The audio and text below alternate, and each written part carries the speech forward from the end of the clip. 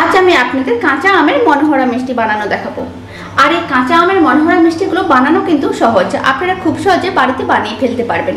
খেতে কিন্তু বেশ ভালো হয়। রেসিপিটা শেষ পর্যন্ত দেখার জন্য অনুরোধ রইল। ভালো লাগলে চ্যানেলটি সাবস্ক্রাইব করে নেবেন, পাশে থাকা বেল আইকনটি প্রেস করে নেবেন। আমি যখন নতুন কোনো রেসিপি আপলোড করব আপনাদের কাছে সবার প্রথমে পৌঁছে যাবে। তো চলুন এবার আমি একটা মনোহরা মিষ্টি ভেঙে দেখাচ্ছি।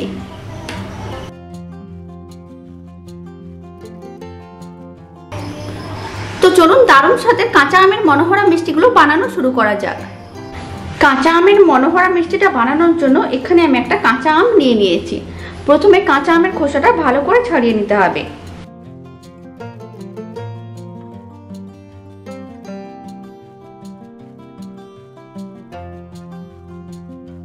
এখন আমের আঁঠিটা বাদ দিয়ে আমটা পাতলা করে কেটে নিতে হবে।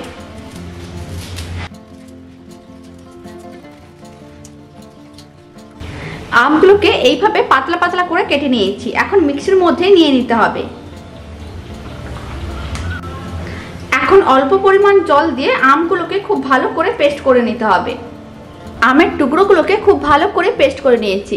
মিশ্রণটা কিন্তু একেবারে মসৃণ হতে হবে। কোনো রকম যদি টুকরো টুকরো দানা থাকে তাহলে একটা ছাঁকনির সাহায্যে ছেঁকে দিতে হবে। এখন এক সাইডে রেখে দিচ্ছি। এখন একটি কড়াইকে গ্যাসের উপর বসিয়ে দিয়েছি। আমের যে মিশ্রণটা রেডি করে রেখেছিলাম সেই মিশ্রণটা এখন আমি কড়াইয়ের মধ্যে দিয়ে দিচ্ছি। আর দিয়ে দিচ্ছি 4 চামচ চিনি।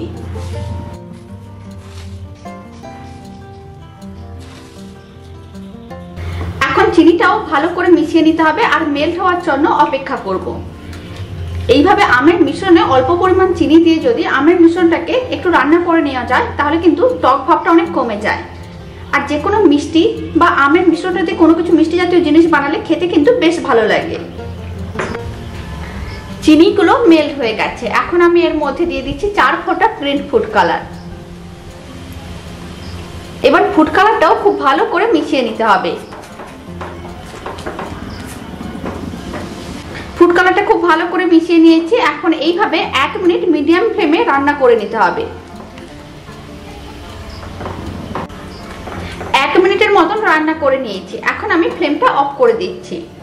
এখন এইভাবে মিশ্রণটা রেখে দেবো। আর এই মিশ্রণটা থেকে 3 চামচের মতন মিশ্রণ আমি তুলে একটা বাটিতে আলাদা রেখে দিচ্ছি।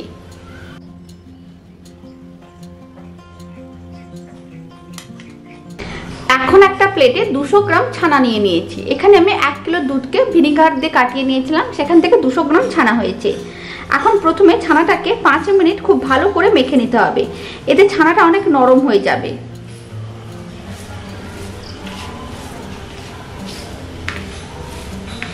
ছানাটা 5 মিনিটের মতন খুব ভালো করে মেখে নিয়েছি। এখন আমি এর মধ্যে দিয়ে দিচ্ছি 4 চামচ চিনি।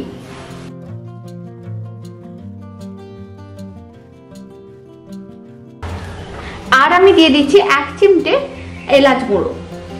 আবারও একসঙ্গে খুব ভালো করে মিশিয়ে নিতে হবে।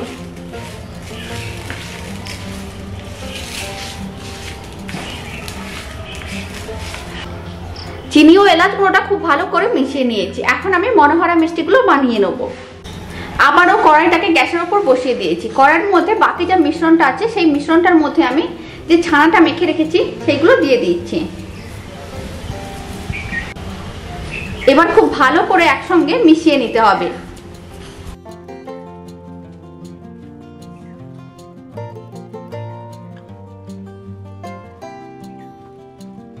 ভালো করে মিশিয়ে নিয়েছি। এখন আমি দিয়ে দিচ্ছি সামান্য পরিমাণ গ্রেট করা পেস্তা। পেস্তাগুলোকে আমি আগে থেকেই গ্রেট করে রেখেছিলাম। এখন গ্রেট করা পেস্তাটাও খুব ভালো করে মিশিয়ে নিতে হবে। এখন লো ফ্লেমে এইভাবে 1 মিনিটের মতন রেখে দিচ্ছি যাতে চিনিগুলো মেল্ট হয়ে যায়। চিনিগুলো মেল্ট হয়ে গেছে। এখন ফ্লেমটাকে মিডিয়ামে করে মিশ্রণটাকে এইভাবে কন্টিনিউ নাড়াচাড়া করে বেশ শুকনো শুকনো করে নিতে হবে। আর মিশ্রণটাকে ঘন করার সময় দিয়ে দিতে হবে 1 চামচ ঘি। এবার ঘিটাও খুব ভালো করে মিশিয়ে নিতে হবে।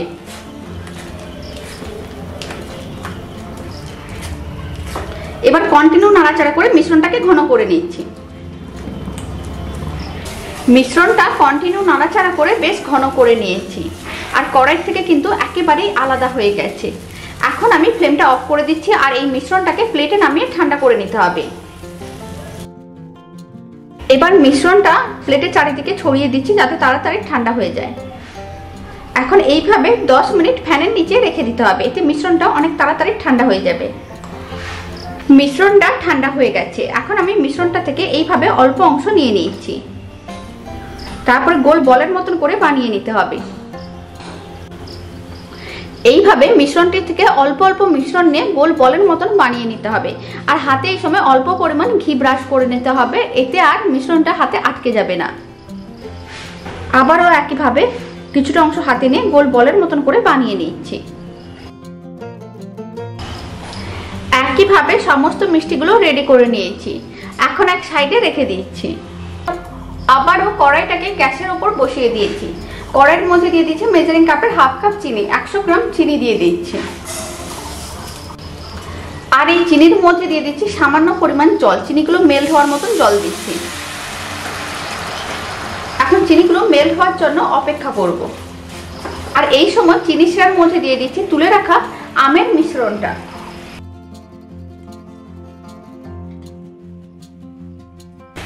এবার আমের মিশ্রণটাও খুব ভালো করে মিশিয়ে নিতে হবে। আর এই সময় দিয়ে দিচ্ছি 2 ফোঁটা গ্রিন ফুড কালার। এখন ফুড কালারটাও খুব ভালো করে মিশিয়ে নিচ্ছি। আর চিনিগুলো মেল্ট হওয়ার জন্য অপেক্ষা করব। চিনিগুলো মেল্ট হয়ে গেছে। এখন মিশ্রণটাকে এইভাবে 2 মিনিটের মতন রান্না করে নিতে হবে, যতক্ষণ না মিশ্রণটা ঘন হয়ে একটা বিশিষ্ট চিনি শিরাতে পরিণত হচ্ছে। চিনি শিরাটা কিন্তু বেশ ঘন হয়ে গেছে আর একটা বিশিষ্ট চিনি শিরাতে পরিণত হয়ে গেছে। আপনারা এই সময় একটু চেকও করে নিতে পারেন। অল্প পরিমাণ হাতে মিশ্রণ নিয়ে এইভাবে চেক করে নিতে হবে। মিশ্রণটাকে আমি কড়াইয়ের এক সাইডে করে নিয়েছি। এখন আমি যে মিষ্টিগুলো বানিয়ে রেখেছি সেই মিষ্টিগুলো থেকে একটা মিষ্টি নিয়ে নিচ্ছি আর মিশ্রণটার মধ্যে দিয়ে দিলাম। এখন মিশ্রণটা এইভাবে উল্টে পাল্টে দিয়ে দিতে হবে মিষ্টিটার উপরে। তারপরে মিষ্টিটাকে আমি তুলে নিচ্ছি। এবার মিষ্টিটা আমি নিয়ে একটা ইউজ অ্যান্ড থ্রো যে প্লেটগুলো হয় সেইগুলোর উপরে রেখে দিচ্ছি। এইভাবে সমস্ত মিষ্টিগুলো চিনি শিরার মধ্যে কোট করে তারপরে এইভাবে একটা প্লেটের উপর রেখে দিতে হবে। এখন আমি আমের মনোহরা মিষ্টিগুলোর উপর দিয়ে দিচ্ছি একটা করে কেশর। আপনারা আপনাদের পছন্দ মতন যে কোনো ড্রাই ফ্রুটস এর উপরে দিতে পারেন, এতে মিষ্টিগুলো দেখতে অনেক বেশি ভালো লাগবে। এবার আমের মনোহরা মিষ্টিগুলোকে এইভাবে 10 মিনিট ফ্যানের নিচে রেখে দিচ্ছি যাতে ঠান্ডা হয়ে যায়। মনোহরা মিষ্টিগুলো ঠান্ডা হয়ে গেছে। এখন আমি কাগজের প্লেটটা থেকে তুলে নিচ্ছি। আর এইভাবে একবার কাঁচা আমের মনোহরা মিষ্টিগুলো বানিয়ে দেখতে পারেন, খেতেও কিন্তু বেশ ভালো হয়। আর বাড়িতে বানালে কমেন্ট বক্সে জানাতে একেবারেই ভুলবেন না খেয়ে আপনাদের কেমন লাগলো। আমি একটা মিষ্টি ভেঙে দেখাচ্ছি। তো চলুন ভিডিওটা আমি এখানেই শেষ করছি। আপনারা সবাই ভালো থাকবেন, সুস্থ থাকবেন। আপনাদের সঙ্গে আবার আমার নতুন রেসিপি নিয়ে দেখা হচ্ছে।